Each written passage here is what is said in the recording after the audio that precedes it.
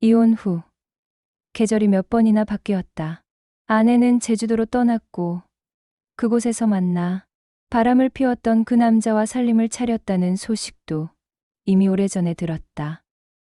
처음엔 그 사실이 꽤나 아팠는데 시간이 약이라고 했던가 어느새 덤덤해졌다. 지금 내 옆에는 아내의 빈자리를 대신해 처형이 아들 대한이를 보살펴주며 살림까지 도맡아 해주고 있다. 처형도 오래전 이혼을 겪은 여자였다. 그날은 토요일 저녁, 처형과 거실, 소파에 앉아 TV를 보던 중이었다. 드라마 속 주인공들이 야외 테이블에 앉아 치맥을 즐기는 장면이 나왔다. 치킨을 손에 들고 웃는 모습이 어쩐지 부러워 보였다. 오랜만에 치맥 땡기네요. 처형이 조용히 말했다. 저도요. 저거 보니까 침이 다 고이네요. 그럼 우리 잠깐 나갔다 올까요? 간단하게 한 잔? 좋아요. 가볍게요.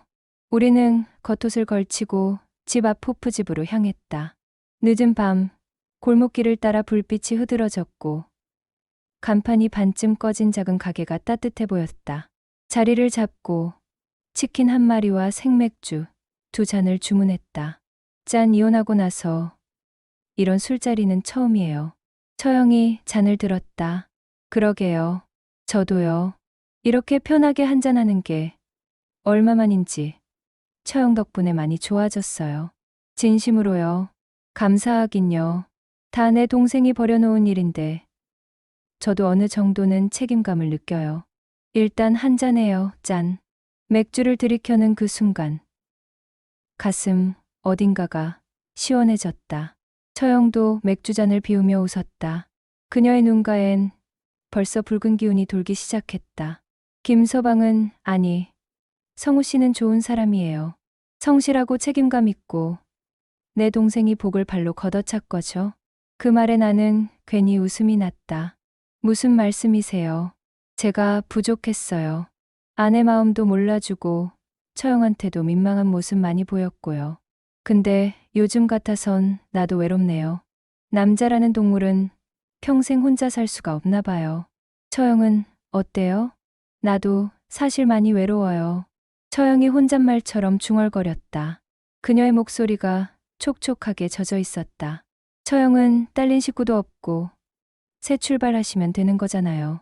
그게 어디 쉬운가요? 이 나이에 누구를 만나서 다시 처음부터 시작하고. 처형의 눈빛에 체념이 스쳤다. 그녀의 지친 모습에 나는 용기를 내어 입을 열었다. 그 말은 계산 없이 마음속 깊은 곳에서 솟아난 솔직한 감정이었다. 그럼 연애라도 하세요. 처형은 여전히 정말 아름다우세요. 그리고 제가 아는 사람 중에 가장 강하고 동시에 가장 따뜻한 사람이에요. 매력적이시고요.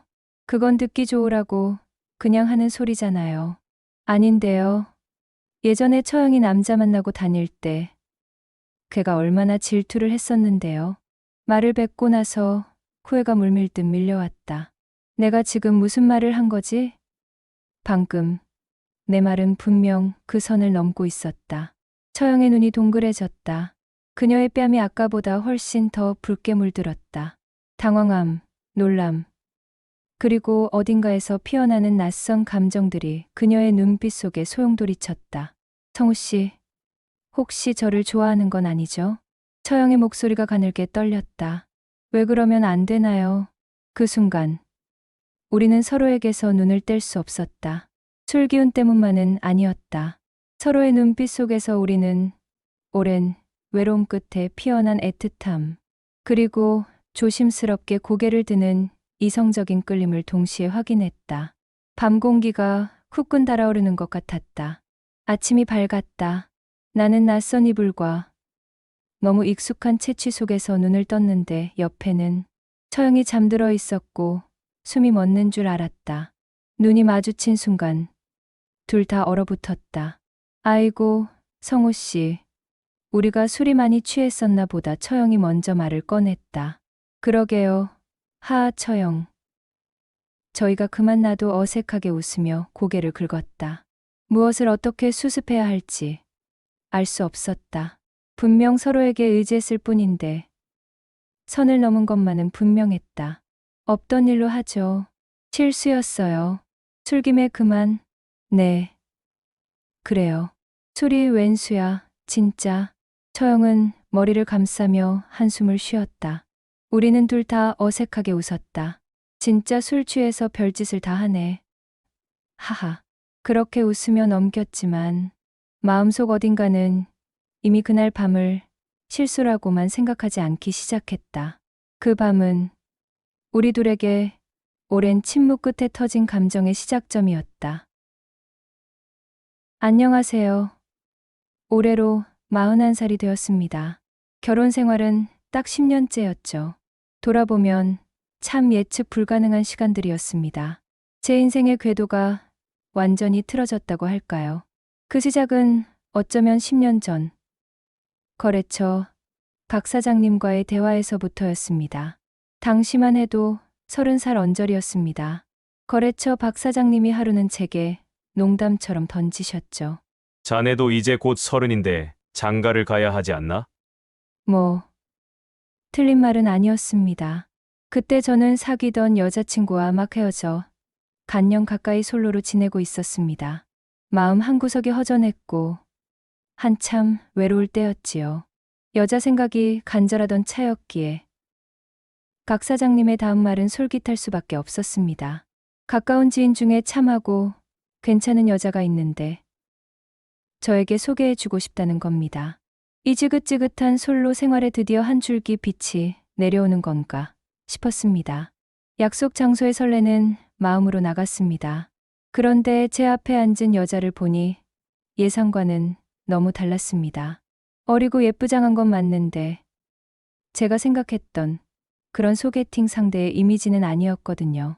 그녀는 제가 거래처에 들를 때마다 자주 마주쳤던 박 사장님 회사의 경리로 일하던 옥순 씨였습니다. 그녀 나이가 20살 남짓이었을 겁니다. 어리고 참하긴 해도 너무 어렸습니다.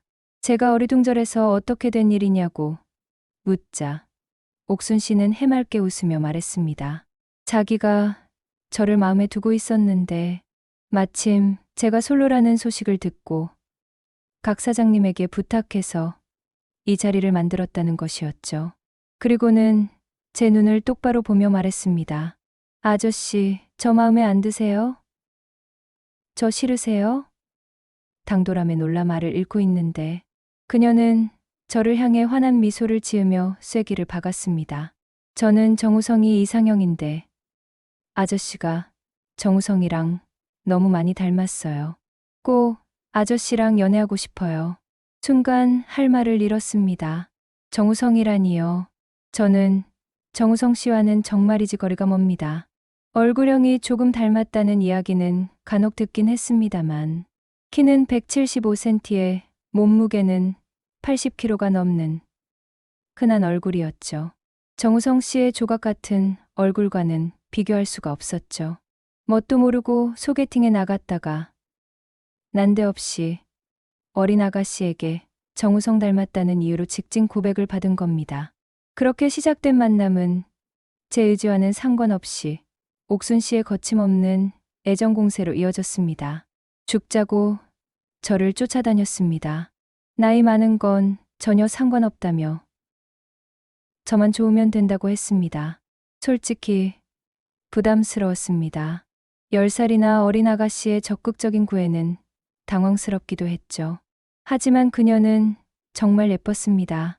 158cm로 키는 작았지만 배우 하지원 씨와 똑 닮은 눈매에 뽀얗고 매끈한 피부는 남자라면 누구나 한 번쯤 돌아볼 만한 미모였지요. 그런 예쁘고 어린 아가씨가 좋다고 만나고 싶다고 연애하고 싶다고 따라다니는데 안 넘어갈 남자가 세상에 몇이나 될까요? 저도 결국 그녀의 매력에 빠져들었고 만난 지 8개월 만에 결혼을 했습니다. 속전속결이었죠. 제 아내는 일남 사녀 중 막내딸이었습니다. 늦둥이였죠. 제가 결혼할 당시에는 이미 장모님이 돌아가신 상태였습니다. 그 빈자리를 큰 처형께서 채우고 모든 것을 챙기셨습니다. 아내와는 아래로 10살 차이지만 큰 처형과는 위로 10살 차이가 났죠. 언니 동생 사이인데 무려 20살 차이가 난다는 사실에 처음에는 저도 믿기지가 않았습니다. 돌아가신 장모님 인물이 상당하셨다고 들었습니다. 처남 한 분 빼고는 처형들이 모두 외탁을 받아 얼굴이 예쁘장한 미인들이었습니다. 저보다 10살이나 많은 큰 처형도 마찬가지였죠. 40이 넘은 나이에도 고혹적인 분위기를 풍기는 분이었습니다. 어쩔 때는 아내를 볼 때보다 처형들을 바라보는 눈빛이 더 흔들릴 때도 있을 정도였습니다. 물론 그때는 그저 미인을 보면 감탄하는 정도였지. 처형을 여자로 여기는 것은 상상조차 할 수 없는 일이었습니다. 처형이 여자로 보이기 시작한 것은 우연찮게 찾아온 일 때문이었습니다. 바로 처형이 이혼을 한 겁니다. 그 당시 왜 이혼을 했는지는 구체적으로 묻지 않았지만 아마도 형님의 바람이 원인이었던 것 같았죠. 처형은 덩그러니 넓은 집에 혼자 지내게 되었습니다. 마침 저는 회사를 그만두고 직접 사업을 해보고 싶다는 열망에 사로잡혀 있었습니다. 주변 거래처 사장님들이 저를 아주 좋게 봐주셨고 독립하면 많이 도와주겠다며 저를 부추겼습니다. 결혼도 했고 곧 아이까지 생기면 돈 들어갈 때가 많아질 테니 지금이 아니면 기회가 없겠다 싶었죠. 그래서 있는 돈 없는 돈 싹싹 긁어 모아 제 사업을 시작할 준비를 했습니다. 그래도 부족한 돈은 살고 있던 집을 정리해서 충당하고 가그마한 전세라도 얻어갈 생각이었습니다. 그런데 그때 처형이 먼저 제안을 했습니다. 자기 혼자 지내기에 너무 적적하다며 저희 식구가 함께 지내는 게 어떻겠냐고요. 처음에는 아무리 가족이라도 불편할 것 같아 부담스러워 거절했습니다. 하지만 아내도 처형과 함께 살고 싶어 했고 저희 형편에도 큰 도움이 되는 제안이라 결국 처형댁으로 들어가 살게 되었습니다. 처형과 떨어져 지낼 때는 몰랐는데 함께 살면서 정말 많이 친해졌죠. 처형은 유별날 정도로 저를 끔찍이 챙겼거든요. 마치 장모님처럼요. 말끝마다 우리 김서방 하시며 제가 좋아하는 음식들을 손수 차려주셨습니다. 그러면서도 슬쩍 부부관계를 묻기도 했죠. 요즘 부부관계는 어떤가? 괜찮은가? 어린 여자 데리고 살려면 고생 좀 하겠어. 하시더니 남자들 스태미너에 좋다는 음식들을 매일같이 챙겨주셨습니다. 집 앞 호프집에서 치맥도 한잔하고 기분이 좋으면 팔짱 끼고 노래방도 가고 그렇게 우리는 점점 더 가까워졌죠. 가족 이상의 뭔가 끈끈한 정 같은 게 생겨나는 것 같았습니다. 하지만 처형을 가까이 살면서 지켜보니 조금 이해가 안 되는 점들이 있었습니다. 저녁마다 몸매 관리를 해야 한다며 요가를 하러 다니는데 복장이 영 운동복 같지 않았습니다. 가끔 레깅스에 운동화도 신을 때가 있었지만 그렇지 않을 때가 훨씬 더 많았습니다. 예쁘게 차려입고 외출하는 날이 잦았죠. 저녁 6시에 운동을 가는 분이 밤 10시가 넘어서 집에 들어오기도 하고 가끔은 새벽에 들어오는 날도 있었습니다. 그리고 제 사업을 시작하면서부터 저는 주로 1톤 트럭인 포터를 타고 다녔고 자가용인 그랜저 차량은 아내와 처형이 함께 썼습니다. 그런데 어느 순간부터 처형이 허구한 날 제 차를 타고 다니기 시작했죠. 처음에는 그러려니 했습니다. 처형도 볼 일이 있겠거니 했지요. 하지만 계속해서 수상한 점이 발견되었습니다. 한 번은 급하게 거래처 손님 접대를 해야 해서 제가 퇴근 시간에 맞춰 회사 앞으로 모시러 가기로 했습니다. 포터에서 그랜저로 급하게 바꿔 타야 하는 상황이었죠. 마침 처형이 제 차를 몰고 나가 계셨습니다. 처형, 지금 급하게 차를 써야 하는데 어디세요? 하고 전화를 걸었더니 응, 가까운 데 있으니 먼저 집에 가 있게. 30분 내로 가겠네 하셨습니다. 알겠다고 하고 아파트 입구에서 기다렸습니다. 처형이 도착하자마자 차를 바꿔 타고 서둘러 거래처로 향했습니다. 차 안에 들어서자마자 묘하게 꾸릿한 냄새가 코를 찔렀습니다. 그리고 조수석 아래를 보니 커다란 휴지 뭉치가 하나 있었지요. 남자라면 누구나 직감적으로 알 수 있는 종류의 휴지였습니다. 그건 분명 차 안에서 뻘짓거리를 하고 뒤처리를 한 흔적이었습니다. 순간 머릿속에 불이 켜졌습니다. 아, 우리 처형께 남자가 있었구나. 그래. 처형이 아직 한창 나이에 남자 만나 연애도 할 법하지. 이혼한 지 얼마 되지 않았으니 위로도 받고 싶었겠지. 그렇게 생각을 정리하고 거래처 손님과 술자리를 마쳤습니다. 대리를 불러 집으로 돌아왔죠. 아파트 주차장에 도착했는데 아까 봤던 휴지 뭉치가 계속 신경 쓰였습니다. 처형이 만나는 남자는 대체 어떤 놈일까 궁금해지기 시작한 겁니다. 왜인지는 몰랐겠지만 살짝 질투 같은 감정도 스멀스멀 올라왔어요. 문득 제 차 블랙박스가 새 채널이라는 사실이 떠올랐습니다. 차 안에서 있었던 일까지 녹화가 된다는 것을 알기에 곧장 확인해 보았습니다. 녹화된 영상을 보는 순간 충격에 휩싸였습니다. 글쎄, 제 또래 정도 되어 보이는 젊은 남자와 차 안에서 애정행각을 벌이고 있는 장면이 고스란히 담겨 있었던 겁니다. 뜨거운 키스부터 상상 이상의 수위 높은 스킨십까지 처형의 그동안의 수상한 외출과 꾸릿했던 냄새, 그리고 휴지 뭉치의 의미가 한순간에 연결되었습니다. 그 모습에 저는 놀라움을 넘어선 복잡한 감정에 휩싸였습니다. 녹화분이 3일치밖에 저장되지 않아 그 전까지는 볼 수 없어 아쉬웠지만 그날 이후 저는 퇴근하고 집에 들어오면 곧장 주차장에 들러 그랜저 차량의 블랙박스를 확인하기 시작했습니다. 마치 중독처럼. 그 결과 처형은 일주일에 서너 번은 그 남자를 만나 데이트를 하고 있었습니다. 그리고 그 데이트의 마지막은 주로 제 차 안에서의 미래였지요. 처음에는 충격이었던 그 영상들이 은근히 자극적으로 다가왔습니다. 저에게 말이죠. 그래서 그 영상들을 하나하나 모아 제 휴대폰으로 옮겨 담았습니다. 그리고 심심할 때마다 찾아보는 것이 일종의 재미가 되기 시작했던 겁니다. 멈춰야 한다는 것을 알면서도 처형의 은밀한 사생활을 엿보는 것은 묘한 흥분감을 주었습니다. 저는 제가 왜 이러는지 스스로도 알 수 없었습니다. 그러다 하루는 아내가 친구들과 제주도로 3박 4일 여행을 가게 되었습니다. 아내가 없는 저녁은 오랜만에 친구들을 만나 거하게 한잔하고 새벽에 집에 들어와 자려고 누웠는데 잠이 오지 않았습니다. 자연스럽게 휴대폰으로 손이 갔고 처형의 영상을 찾아보게 되었습니다. 그러다 제가 그만 휴대폰을 손에 꼭 쥐고 잠이 들고 말았나 봅니다. 점심때가 되어서야 일어나 처형이 점심 먹으라고 부르는 소리에 부스스 나갔습니다. 식탁에 앉았는데 처형의 얼굴빛이 좋지 않았습니다. 처형은 망설이다가 제게 물었습니다. 제부 핸드폰에 왜 내 영상이 있는 거예요? 그리고는 눈물을 글썽이며 말을 이었습니다. 내가 그걸 봤는데 너무 치욕스러워요. 저는 심장이 쿵 내려앉는 것 같았습니다. 어쩔 줄을 몰라 진땀을 흘렸습니다. 뭐라고 변명을 해야 할지 머리가 새하얘졌습니다. 처형, 죄송해요. 정말 죄송합니다. 다시는 이런 일 없도록 하겠습니다. 겨우 그 말만 내뱉고는 덧붙였습니다.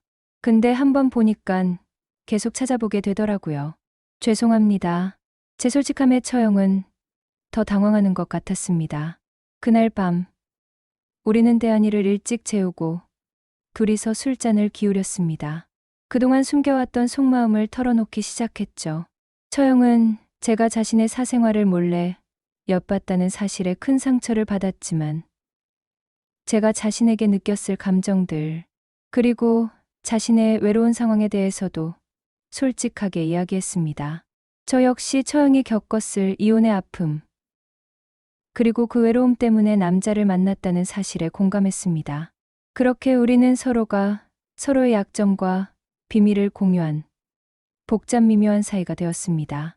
그날의 대화는 우리 둘만의 비밀로 남았습니다. 그리고 얼마 지나지 않아 아내가 제주도 여행을 떠나게 되었어요.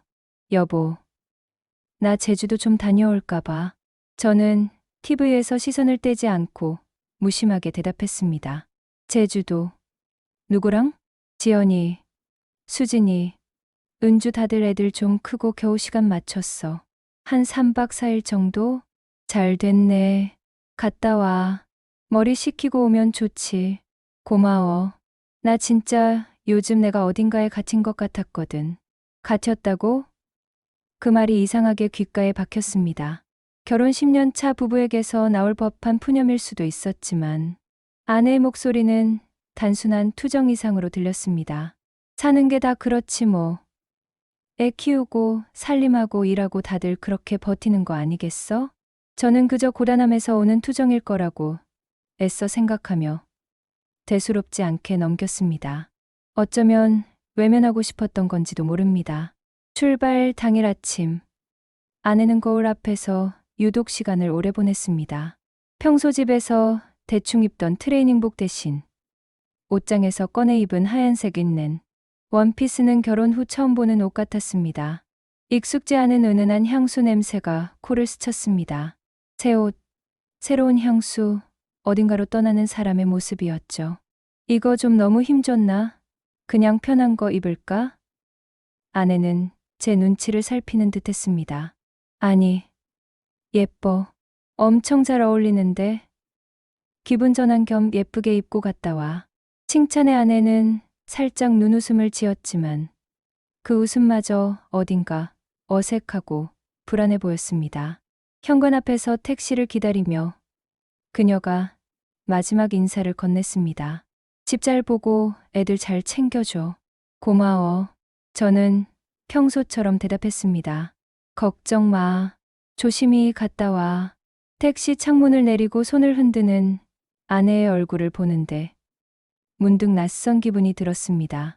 저 모습이 다시 돌아오지 않을 것만 같은 섬뜩한 예감이 등골을 타고 흘렀죠. 애써 고개를 저었습니다. 피곤해서 그런 거겠지. 괜한 생각하는 거야. 하고 스스로를 다독였습니다. 하지만 그 예감은 떨쳐지지 않았습니다. 아내가 없는 3박 4일은 이상하리만치 길게 느껴졌습니다. 처형과 함께 아이를 돌보며 정신없이 보내다가도 문득 아내의 빈자리가 크게 다가왔거든요. 그리고 아내가 돌아왔습니다. 분명 같은 사람이었는데 풍기는 분위기가 달라져 있었네요. 어딘가 다른 공기를 담아온 듯했죠. 말수가 눈에 띄게 줄었고 휴대폰을 보는 시간이 압도적으로 늘었습니다. 식탁에 앉아 밥을 먹다가도 알림이 오면 황급히 폰을 들여다봤고 함께 보던 드라마는 어느새 아내 혼자 거실에 앉아 이어봤습니다. 나를 볼 때 스치던 익숙한 애정 대신 차가운 공기 같은 게 느껴졌습니다. 마치 내 옆에 있지만 아주 멀리 떨어진 사람처럼. 그녀는 이곳에 있었지만 마음은 다른 어딘가에 가 있는 것 같았어요. 어느 날 밤, 대한이를 재우고 거실에 앉아 맥주를 마시던 아내가 불쑥 말했습니다. 허공을 응시하며 제게 하는 말이 아니라 혼잣말처럼 들렸죠. 여보, 우리 제주도 가서 살까? 맥주 캔을 들다 멈칫했습니다. 갑자기 무슨 소리야? 아내는 여전히 허공을 보며 희미하게 웃었습니다. 그냥 다 정리하고 훌쩍 가서 새롭게 시작하면 어떨까 해서. 나 요즘 내가 누군지 모르겠어. 여기 너무 숨 막혀. 그 말은 사실이었습니다. 나도 느끼고 있었습니다. 아내는 이미 내 곁에 사람이 아니라는 것을. 물리적으로 같은 공간에 있을 뿐 정신은 다른 어딘가를 헤매고 있다는 것을. 그 외로움과 고독이 저에게까지 전염되는 것 같았습니다. 그날 밤 늦게까지 잠 못 이루고 뒤척이다 문득 아내의 휴대폰 화면이 켜지는 걸 봤습니다. 옆에서 잠든 척하고 있었는데 알림창에 뜬 메시지가 순간 제 눈길을 사로잡았습니다. 보고 싶다. 오늘 밤 별도 예쁘더라. 발신자 이름은 정민. 옆에는 제주라고 적혀 있었죠. 정민? 누구지? 왜 제주라고 되어 있지? 불안감이 순식간에 가슴을 짓눌렀습니다. 하지만 애써 외면했습니다. 친구 지인이겠지. 별거 아닐 거야. 설마 아니겠지. 스스로를 다독였지만 한번 파고든 의심은 쉬이 가시지 않았습니다. 며칠 후 퇴근하고 집에 오니 아내가 혼자 와인을 마시고 있었습니다. 얼굴은 약간 상기되어 있었지만 분위기는 여전히 차갑고 무거웠죠. 샤워 좀 하고 나올게. 아내가 욕실로 들어간 후 저는 현기증이 났습니다. 머릿속에는 며칠 전 본 알림과 아내의 달라진 눈빛, 그리고 숨막혀라는 단어가 뒤섞여 아른거렸습니다. 안 된다고 생각하면서도 손은 이미 아내의 휴대폰으로 향하고 있었습니다. 떨리는 손가락으로 잠금 패턴을 풀었습니다. 익숙한 패턴이었지만 죄책감과 두려움에 손끝이 시렸죠. 메시지 앱을 열고 최근 대화 목록을 훑은 순간 심장이 쿵 하고 떨어졌습니다. 상단에 고정된 대화창. 이름은 제주 정민. 더 이상 망설일 수 없었습니다. 대화창을 열고 스크롤을 내렸습니다. 그날 밤, 내 숨소리가 아직도 귓가에 맴도네. 바다 앞에서 널 안았던 그 순간 시간아 멈춰라 빌었지. 나도 잊을 수 없어. 그 바람, 그 눈빛 나 아직 거기 있어. 현실로 돌아오고 싶지 않아. 여긴 너무 숨 막혀. 알아. 그래도 견뎌야겠지? 힘내. 응. 오빠가 보고 싶다. 손이 부들부들 떨렸습니다. 휴대폰이 툭 소리를 내며 이불 위로 떨어졌습니다. 머리가 새하얘졌죠. 10년이라는 시간, 함께 쌓아온 모든 것이 한순간에 와르르 무너지는 소리가 귓가에 울리는 듯 했습니다. 숨쉬기가 힘들었습니다. 배신감, 분노, 슬픔, 모든 감정이 뒤섞여 저를 집어삼켰습니다. 어떻게 이럴 수가 있지? 그날 밤은 어떻게 지나갔는지 기억도 나지 않습니다.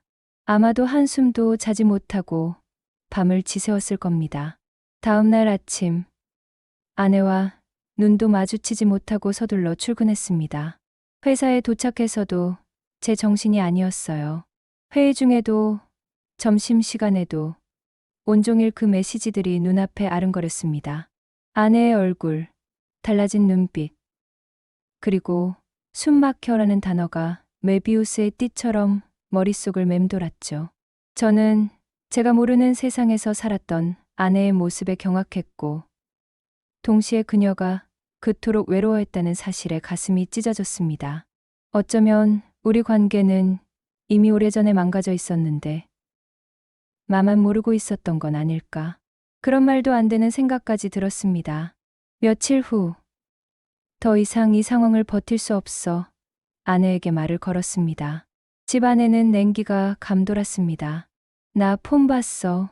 아내는 미세하게 몸을 떨었지만 시선을 피하지는 않았습니다. 마치 올 것이 왔다는 듯 체념한 표정이었죠. 길고 긴 침묵 끝에 아내가 갈라진 목소리로 입을 열었습니다. 미안해, 진심이야. 그녀는 깊게 숨을 고르며 말을 이었습니다. 마치 제게 설명하는 것이 아니라 스스로에게 변명하는 것처럼 들렸죠. 처음엔 정말 아무 생각 없었어. 여행 가서 지연이 지인이랑 우연히 마주쳤는데 제주도 살면서 콘텐츠 만드는 작가라고 했나? 그냥 몇 번 같이 어울리다 밤에 술을 마셨는데 취했었고 실수라고 생각했어. 정말 후회했어. 목소리가 점점 작아졌습니다. 근데 다음 날 아침 바다를 보는데 눈물이 났어. 그때까지 몰랐던 내 안의 감정들이 막 터져 나오는 것 같았어. 그 사람을 다시 봤는데 나도 모르게 나 살아있는 것 같았거든. 그때는 그 말에 제 마음은 더 깊이 무너졌습니다. 제가 그녀를 숨막히게 했고 죽어있는 것처럼 만들었다는 뜻이었으니까요. 그 사람 계속 만났어? 여행 끝나고 연락했어. 끊어야 하는 거 아는데 멈춰지지가 않았어. 오빠랑은 할 수 없었던 얘기들을 그 사람이랑은 할 수 있었어. 나도 모르게 그 사람한테 의지하고 감정이 너무 커져버렸어. 저는 아무 말도 할 수 없었습니다. 분노, 배신감 그런 감정들보다 거대한 허탈함이 저를 덮쳤죠. 제가 전혀 알지 못하는 또 다른 세계에 아내가 존재했다는 사실이 충격적이었습니다. 그리고 이 여자가 이토록 깊이 외로워했다는 것을 나는 왜 전혀 알아채지 못했을까 하는 뒤늦은 깨달음에 가슴이 미어졌습니다.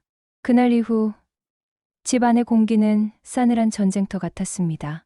실내는 산산조각 났고 그 자리를 원망과 후회, 그리고 되돌릴 수 없는 현실의 무게가 채웠죠. 함께 살았지만 우리는 이미 남보다 못한 사이였습니다. 결국 우리는 이혼하기로 합의했습니다. 복잡하고 아팠던 감정들은 서류 몇 장과 아이들의 양육권, 재산 분할 문제로 단순화되었습니다. 함께했던 10년의 시간은 차갑고 건조한 법률 용어들로 재정이 되었죠. 그 과정은 고통스럽고 비참했습니다. 아내가 짐을 싸서 집을 나가던 날, 처음 만났던 그날처럼 비가 내렸습니다. 옥수는 덤덤해 보이려 애썼지만 눈시울이 붉어져 있었죠. 마지막까지 저는 아무 말도 하지 않았습니다. 아니, 할 수 없었죠. 무슨 말을 해야 할지, 어떤 표정을 지어야 할지 알 수 없었기에 그녀의 뒷모습을 보며 우리의 10년이 이렇게 허무하게 끝나는구나 실감했습니다. 이혼 후에도 저는 처형 댁에 계속 머물렀습니다. 처형은 이미 모든 걸 알고 있었죠. 아내의 바람, 제주도의 그 남자, 그리고 이어진 이혼까지. 처음에는 처형도 적잖이 충격받은 눈치였죠. 하긴 처형이라고 이런 경험이 없었던 건 아니었으니까. 예전에 이혼할 때 남편의 외도 때문에 얼마나 힘들어했는지 제가 알기에 나보다 더 마음 아파하는 것 같기도 했습니다. 때로는 제게 미안해하는 것 같기도 했죠. 자신의 여동생이 제게 그런 상처를 줬다는 사실 때문에요. 처형 저희 최대한 빨리 집 구할게요. 신세 지는 것도 하루 이틀이지. 이혼 후 어색해진 분위기 속에서 제가 먼저 말을 꺼냈습니다. 무슨 소리야. 처형이 제 말을 잘랐습니다. 눈가에 물기가 살짝 비쳤죠. 지금까지 잘 지내왔는데 굳이 왜 나가려고 해요? 그리고 제부 혼자서 대안이 어떻게 키운다고 그래. 이 어린 걸 데리고. 따뜻한 처형의 말에 울컥했습니다. 그래도 옥순이도 없는데 여기 있는 게 좀 이상하잖아요. 뭐가 이상해요? 우리 둘만 사는 것도 아니고 대안이가 있잖아. 최소한 대안이 중학교 들어갈 때까지만이라도 여기서 같이 살자. 이 넓은 집에 나 혼자 있기도 싫고. 처형의 진심 어린 말에 결국 고개를 끄덕였습니다. 감사함과 동시에 왠지 모를 죄책감이 밀려왔습니다. 처형에게 신세를 지는 것도 미안했고, 처형의 집에서 아내와의 추억을 지워내고 살아야 한다는 사실도 버거웠습니다. 하지만 당장 어린 대안이를 데리고 나가는 것도 막막했기에 처형의 제안은 저에게 너무나 큰 위안이 되었습니다. 아내가 제주도에서 그 남자와 살림을 차렸다는 소식은 나중에 들었습니다. 속이 쓰렸지만 이미 돌이킬 수 없는 일이었습니다. 이제 남이 된 그녀의 삶에 대해 제가 이렇다 저렇다 할 자격도 없었고 그럴 힘도 남아있지 않았습니다. 문제는 그때부터였습니다. 처형이 여자로 보이기 시작한 게 말이죠. 처형은 원래부터 알뜰살뜰하고 정 많은 사람이었습니다. 하지만 아내의 빈자리를 채워주려는 듯 이혼 후에는 저에게 더 극진해졌죠.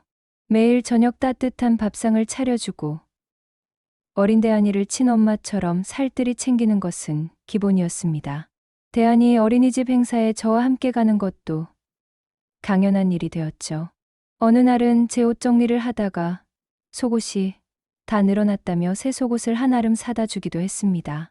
그것도 제 눈앞에서 아무렇지도 않게 봉투를 건네는데 처형 얼굴을 보자마자 제 얼굴이 화끈거렸습니다. 40 넘은 사위에게 속옷을 사주는 장모님은 있을지언정 처형이 사주는 생각지도 못한 거라 묘한 기분이 들었죠. 하지만 처형은 뭐가 대수냐는 듯 웃으며 낡은 거 입고 다니지 말고 이런 거 입어라 하고 말했습니다. 함께 장을 보고 대안이 학원 문제로 상담을 가고 주말이면 대안이를 데리고 외식하거나 놀러 가는 일이 잦아졌습니다. 세 사람이 함께 웃고 떠드는 모습은 누가 봐도 영락없는 새 식구처럼 보일 때도 있었어요. 처음에는 어색했지만 한편으론 안정감을 느꼈네요. 이 지긋지긋한 외로움과 상실감 속에서 처형과 대안이는 저에게 유일한 안식처가 되어가고 있었습니다. 대안이에게도 저에게도 처형은 꼭 필요한 존재가 되어가고 있었고요. 처형 역시 대안이에게 깊은 애정을 쏟으며 외로움을 달래는 듯 보였습니다. 어느 날 저녁 대안이를 재우고 둘이 거실에 앉아 맥주를 마시고 있었습니다. 분위기가 편안해지고 둘 사이에 감돌던 어색함도 많이 사라졌을 때였죠. 문득 옛날 생각이 났습니다. 처형의 비밀을 알게 되었던 그때의 기억이요. 술 기운 때문이었을까요? 아니면 편안해진 분위기 때문이었을까요? 제가 짓궂게 물었습니다. 처형은 요즘 그 남자 안 만나요? 내 말에 처형이 들고 있던 맥주 캔을 멈칫했습니다. 얼굴에 당황한 기색이 스쳤지만 이내 웃음으로 얼버무렸죠. 참나, 그때가 언젠데 그 얘기 다시는 꺼내지 않기로 했잖아요. 처형이 억지로 웃으며 말했죠. 아, 그런가요? 하하. 그냥 갑자기 궁금해서 요즘 처형 연애는 어떤가 싶어서요. 요즘은 그냥 쉬고 있죠, 뭐. 아, 그래요? 얼마나 쉬고 계신데요? 벌써 1년쯤 됐나? 저는 장난기가 발동했습니다.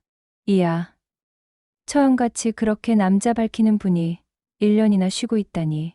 신기한 일도 다 있네. 제가 웃으며 말끝을 흐리자 처형이 발끈했습니다. 뭐예요? 다른 사람들이 들으면 진짜인 줄 알겠네. 그때는 이혼하고 너무 힘들어서 잠깐이었어요. 잠깐이라고 하기엔 다른 데도 아니고 제 차에서 그런 걸 보면 저는 짓궂게 눈썹을 들썩이며 차 안 휴지 뭉치와 블랙박스 영상을 암시했죠. 아니, 그때는 정말 몇 번 실수한 거라니까요. 처형 얼굴이 순식간에 빨개졌습니다. 제 팔을 툭 치며 소리쳤죠. 장난 그만 쳐요. 제부. 진짜. 네네. 알겠습니다. 저는 웃음을 참으며 대답했습니다. 그날따라 둘 다 기분이 좋았는지 맥주 몇 캔을 비우고 갑자기 노래방 이야기가 나왔습니다. 대안이는 깊이 잠들었고 처형도 저도 답답했던 마음을 풀고 싶었던 걸까요? 둘이서 밤늦게까지 노래를 부르고 술을 마셨습니다.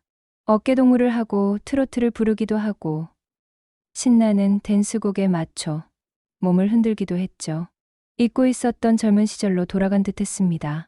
그렇게 거나하게 취해 집으로 돌아왔는데 아침에 눈을 떠보니 처형과 한 침대에 누워 있었습니다. 처음에는 둘 다 얼음이 되었습니다. 움직일 수도 숨을 쉴 수도 없었죠.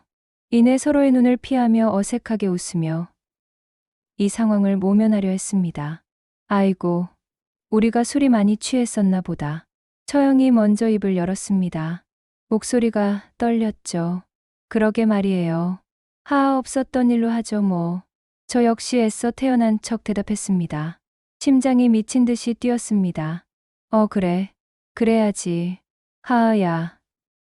진짜 술 취해서 별짓을 다 했네. 서로 애써 대수롭지 않게 넘기려 했습니다. 이 이상 심각해져 봤자 서로에게 좋을 게 하나도 없었으니까요. 대안이도 있고 가족처럼 지내는 사이인데 그냥 밤새 술에 취해 잠깐 미쳤었나 보다 하고 덮어버리는 것이 최선이라고 생각했습니다. 근데 문제는 그날 이후였습니다. 정말 거짓말처럼 술만 마시면 서로가 생각났습니다. 꼭 둘이 함께 술을 마시지 않아도 그랬죠. 하루는 제가 밖에서 친구들과 술을 마시다 만취해서 들어왔는데 뒤틀거리며 처형 방문 앞에서 서성이다 결국 문을 두드렸습니다. 처형은 저를 부축해 방으로 데려다 주었고 다음 날은 처형이 회식하고 술에 취해 들어와서 거실 소파에 누워있는 저를 흔들어 깨우고는 뭐랄까? 저는 그랬습니다. 이혼 후 깊은 외로움과 상실감에 힘들어하는 처형에게 제가 해줄 수 있는 게 이것밖에 없다면 이렇게라도 처형을 돕자. 그녀의 외로움을 조금이라도 덜어주자. 어쩌면 처형도 같은 생각이었을지 몰라요. 제가 겪은 배신감과 이혼의 아픔, 그리고 홀로 아이를 키워야 한다는 막막함 속에서 처형이 유일한 위안이었던 것처럼 서로의 외로움을, 서로의 상처를 술의 힘을 빌려 위태롭게 보듬으려 했던 걸까요? 그렇게 밤마다 서로를 찾고 아침이면 아무 일 없었다는 듯 어색하게 웃어넘기는 날들이 반복되었습니다. 처음의 어색함과 죄책감은 점점 옅어지고 그 자리에 다른 감정이 스며들기 시작했습니다. 단순한 실수를 넘어선 위안, 서로에 대한 이해, 그리고 서로에게 끌리는 마음. 술 기운을 빌린 관계는 점차 술 없이도 이어졌어요. 어느 날 처형의 컨디션이 눈에 띄게 좋지 않았습니다. 입덧 같은 증상을 보이기에 혹시나 하는 마음에 병원에 가보라고 권했죠. 처형은 처음에는 아니라고 손사래를 쳤지만 제 성화에 못 이겨 병원 진료를 받았습니다. 결과는 처형이 임신했다는 것이었습니다. 저는 말을 잃었습니다. 처형 역시 충격으로 하얗게 질려 있었죠. 뱃속의 생명은 바로 저의 아이였습니다. 저희는 가족이라는 이름 아래 그동안 누구에게도 말할 수 없는 은밀한 관계를 맺어왔고 그 결과가 눈앞에 나타난 것입니다. 기쁨보다는 엄청난 두려움과 혼란이 먼저 밀려왔습니다. 어떻게 해야 할까? 이 아이를 어떻게? 며칠 밤낮으로 처형과 대화를 나누었습니다. 눈물도 흘리고 서로에게 미안하다고 사과하기도 했죠. 그리고 현실의 무게를 절감했습니다. 세상의 시선, 주변 사람들의 반응, 그리고 무엇보다 어린 대안이는 어떻게 받아들일지 모든 것이 막막했습니다. 처형은 조용히 제게 물었습니다. 제부 당신 생각은 어때요? 우리는 이 아이를 어떻게 해야 할까요? 저는 잠시 망설였습니다. 도망치고 싶은 마음도 있었습니다. 이 복잡한 관계, 이 예측 불가능한 미래에서 벗어나고 싶다는 유혹도 있었죠. 하지만 처형의 불안한 눈빛과 제 뱃속에서 자라고 있을 작은 생명을 생각하니 그런 생각은 이내 사라졌습니다. 저는 처형의 손을 잡았습니다. 떨리는 처형의 손에서 불안함과 동시에 묘한 기대감 같은 것이 느껴졌죠. 나아요. 처형. 우리 아이잖아요.